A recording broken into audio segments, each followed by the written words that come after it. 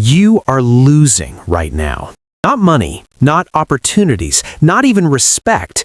You are losing yourself, slowly, quietly, in a way you have convinced yourself is noble. You call it being kind, you call it being the bigger person, but deep down, in the part of you that you silence every single morning, you know the truth. You are being used. Worst part, the person doing it is smiling at you. They call you reliable, they call you a good guy, and while you are busy being good, they are being strategic. While you are being patient, they are being promoted. While you are turning the other cheek, they are taking everything on your plate. This is not bad luck. This is not coincidence. This is a system, and you were designed to lose in it. Here's what no one tells you. The nicest people in the room are often the most dangerous ones. Not because they're weak, but because their kindness is a loaded weapon, and most of them have no idea they're holding it. Today, that changes. Today, you learn what nice people really are, what they are capable of, and more importantly, what you need to become. Look around you. Think about the people in your life who have walked over you, the colleague who took credit for your work, the friend who only calls when they need something, the woman who said you were too good for her and then dated someone who treated her worse. You blamed yourself. You thought, maybe I need to be more assertive, maybe I need to speak up. But that is not the whole truth. The whole truth is, you were predictable. And predictability in a world built on leverage is a death sentence. The people who exploit kind men do not do it because they are evil. They do it because it's easy. You trained them. Every time you said yes when you meant no, you handed them a blueprint. Every time you swallowed your anger to keep the peace, you showed them your silence was for sale. Every time you forgave too quickly, you taught them that your boundaries were suggestions, not walls. You did not attract users. You manufactured the conditions for your own exploitation. And that's a hard truth, but it's also the most liberating one you will ever hear. Because if you built this dynamic, you can dismantle it. There is a man history tried to bury. A man the powerful called dangerous, and the powerless called a savior. His name was Niccolò Machiavelli. A philosopher, a strategist, a mirror that most men are too afraid to look into. Machiavelli did not teach cruelty, he taught clarity. He stripped away the comfortable lies that weak societies tell themselves and replaced them with surgical truth. He once wrote, and hear this carefully, "It is better to be feared than loved, if you cannot be both." Not because love is worthless, but because love without power is vulnerability dressed in a costume. Machiavelli understood what most men refuse to accept, that the world does not reward your intentions, it rewards your positioning, and nice men, by definition, are poorly positioned. But what Machiavelli also understood, and what most people miss, is that the most dangerous individual in any room is not the loudest, not the most aggressive, not the most ruthless. It is the one who can be gentle and choose not to be, the one who could destroy you and decides when. That is not weakness dressed up as strength, that is mastery.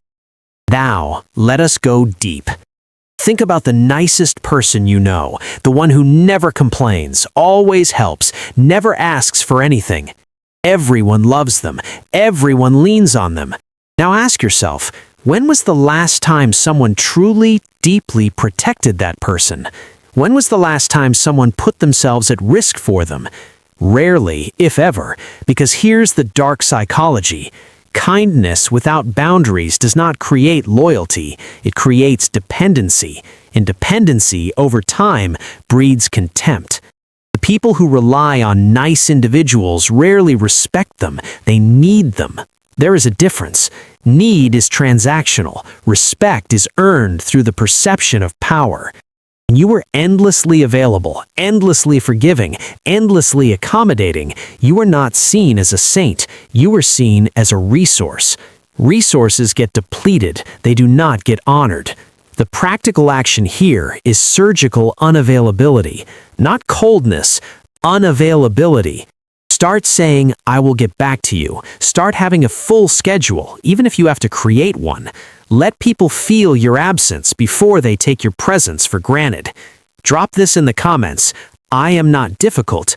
I am no longer free. There is a psychological phenomenon called the Doormat Paradox. The more you give with no conditions, the more the person receiving starts to unconsciously devalue you. Not because they're monsters, but because the human brain assigns worth based on scarcity and resistance. Think about it. The things you value most in life, the watch you saved for, the woman who was hard to impress, the job you had to fight for, all of them required resistance. None of them were handed to you. Your brain learned to value them precisely because they were difficult to obtain. Now apply that same psychology to yourself. If you are easy to obtain, emotionally, socially, professionally, your brain and everyone else's will assign you a lower value. This is not about playing games. This is about understanding the firmware of the human mind. The practical action? Stop explaining yourself. Stop over-justifying your decisions. Say no and offer nothing after it. No is a complete sentence. Watch how the perception of you shifts in real time. Now, here is the lesson that will make you uncomfortable. Nice people are not just victims. They are also often unconscious manipulators. Think about it. The man who does everything for everyone, who never asks for anything, who silently suffers. Is he truly selfless, or is he building a debt? An invisible ledger that he expects to be repaid in loyalty, in love, in validation, and when it is not, he becomes devastated, bitter, broken. This is what psychologists call covert contracts. You give with the hidden expectation of return. You just never tell anyone the terms. And when people do not honor a contract they never agreed to, you feel betrayed. The dark psychology here is subtle but lethal. This pattern keeps nice people locked in cycles of resentment, always giving, always hoping, always disappointed. The practical action? Ask yourself honestly, am I giving freely or am I giving to control the outcome? Start giving only what you can give with zero expectation of return. Anything else is not kindness, it is manipulation with a smile. Drop this in the comments.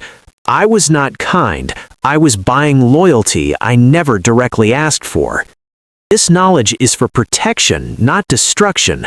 Everything you are learning here is a mirror, not a weapon pointed at others, but a lens turned inward so that you can finally see the patterns that have been running your life without your permission. The goal is not to become cold. The goal is to become conscious.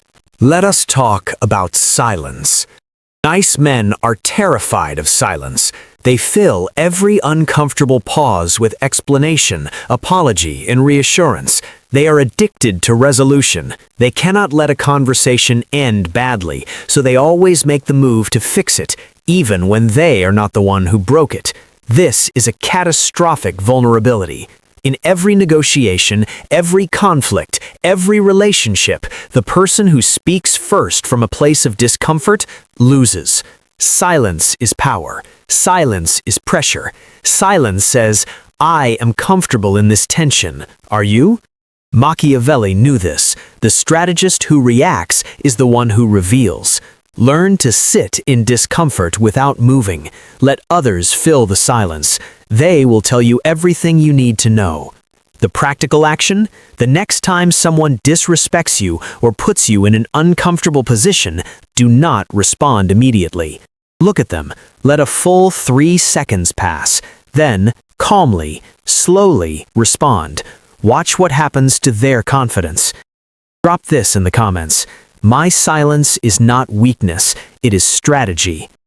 Here is one of the most dangerous things a nice man does. He forgives at the speed of guilt. Someone wrongs him, he feels angry, then almost immediately he feels guilty for being angry, so he forgives, not because he has processed anything, not because anything has changed, but to escape the discomfort of the emotion. This is not forgiveness, this is suppression with a spiritual label. True forgiveness requires acknowledgement, accountability, and time. What most nice men practice is emotional bypass, and every time you bypass, the resentment does not disappear. It goes underground, it accumulates, and then one day, it erupts at the wrong moment, at the wrong person, with years of unfiled pain behind it. The dark psychology here is that premature forgiveness signals to the other person that consequences do not apply to them in your relationship. You are telling them there is no real cost for hurting me. The practical action? Let people sit with what they have done. You do not have to be cruel, but you do not have to rush to comfort them either. Let the silence of your withdrawn warmth speak. Drop this in the comments. Stop forgiving people who are not sorry. That is not grace. That is self-abandonment. And now, let us go to the deepest layer, the identity layer. Most nice men are not nice because they are virtuous. They are nice because they are afraid. Afraid of conflict, afraid of being disliked, afraid of what happens when they finally show someone who they really are, and that person leaves. Niceness, in many cases, is a survival strategy developed in childhood. You learned, if I am agreeable, I am safe. If I do not take up too much space, no one will punish me for existing. And so you shrank, and you kept shrinking, and you called it humility. But humility is a choice made from strength. What you have been practicing is erasure made from fear. The practical action here is confrontation, not with others, but with yourself. Ask yourself, in what areas of my life am I being nice, not because I want to be, but because I'm afraid of what happens if I am not? That answer is your map. It will show you exactly where you have given away your power and exactly where you need to take it back. Drop this in the comments. I was not humble, I was hiding. Let us bring this to its peak. You have been playing a role, the reliable one, the patient one, the one everyone can count on. And in playing that role, you forgot to ask the most important question. Who is counting on you for you? Not for what you provide, not for what you fix, not for what you endure, but for who you actually are, in your rawest, most uncompromising form. That man, the one underneath all the accommodation and the people-pleasing and the swallowed anger, that man has been waiting, and he is done waiting. The old you is dead, that version of you that said yes and meant no, that stayed quiet when he should have roared, that shrank himself down so others could feel comfortable in his presence. He is gone. Do not mourn him. He was not living, he was surviving, and there is a savage difference between those two things. You are a weapon, pointed at your own future. Everything you have learned about covert contracts, about strategic silence, about the psychology of value, these are not just ideas, they are instruments of recalibration. The question is not whether you are powerful. The question is whether you will stop turning that power inward against yourself in the form of tolerance for what you do not deserve. You belong to no one, not to their expectations, not to their comfort, not to the version of you they decided was safe enough to keep around. You belong to your own standards, your own mission, your own becoming, and anyone who cannot respect that does not get a seat at the table of your life. This is not a channel that tells you the world is fair. It is not. This is not a channel that tells you kindness is weakness. It is not, when it is chosen. This is a channel that hands you the map that should have been given to you the day you became a man. The map that shows you where the traps are, where the illusions are, and where the real power lives. If this spoke to something real in you, something that has been sitting in your chest for months, maybe years, then do not leave this channel. Not because you owe it to anyone, but because this is your decision, your sovereign choice to keep learning, to keep sharpening, to stop letting the world write your story while you watch. Subscribe or do not, but know that the men who are winning, the men who are respected, the men who can be gentle because they choose to be, and dangerous because they have to be, they do not stumble onto this knowledge by accident. They seek it relentlessly. Everything discussed in this video is for educational and self-awareness purposes only. It is designed to help you understand human behavior and protect yourself, not to manipulate or harm others. True power is never about domination. It is about clarity. Clarity about who you are, what you stand for, and what you will no longer accept. Now, leave your answer in the comments and think carefully before you respond. If you could go back to the moment you first started betraying yourself, what would you say to the man you were then?